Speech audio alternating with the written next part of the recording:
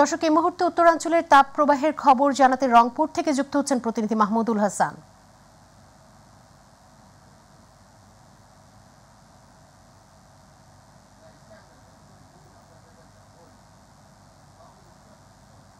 মাহমুদুল, নিশ্চয়ই আমাকে শুনতে পাচ্ছেন?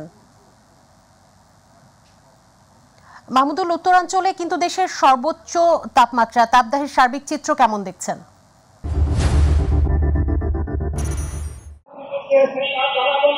জি মুন, আপনি যেমনটা বলছিলেন যে রংপুরে যে তীব্র তাপদাহে সেটি কিন্তু আসলে গত কিছুদিন ধরে কিন্তু রংপুরে যে তীব্র তাপদাহের পাশাপাশি আমরা দেখেছি যে লোডশেডিং এরও যে একটা মাত্রা সেটি কিন্তু যোগ হয়েছে। তবে সব মিলে যদি মুন বলি যে রংপুরে কিন্তু যে রাস্তাটিতে রয়েছে এটি কিন্তু একটি গুরুত্বপূর্ণ শহরের একটি প্রধান রাস্তা। এই রাস্তা দিয়ে কিন্তু আসলে তিল পরিমাণ জায়গা থাকে না, যে কোনো সময় যানবাহনে কিন্তু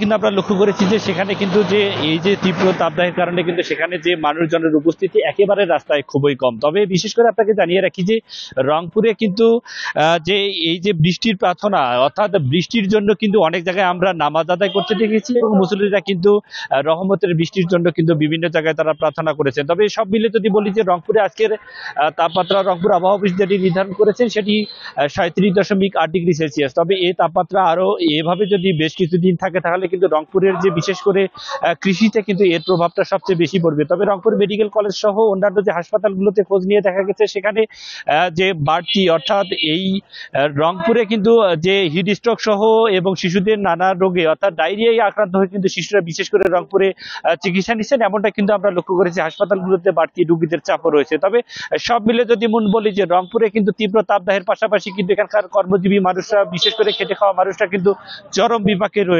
এই ছিল আমার কাছে মন রংপুর থেকে তাপদাহের সর্বশেষ পরিস্থিতি।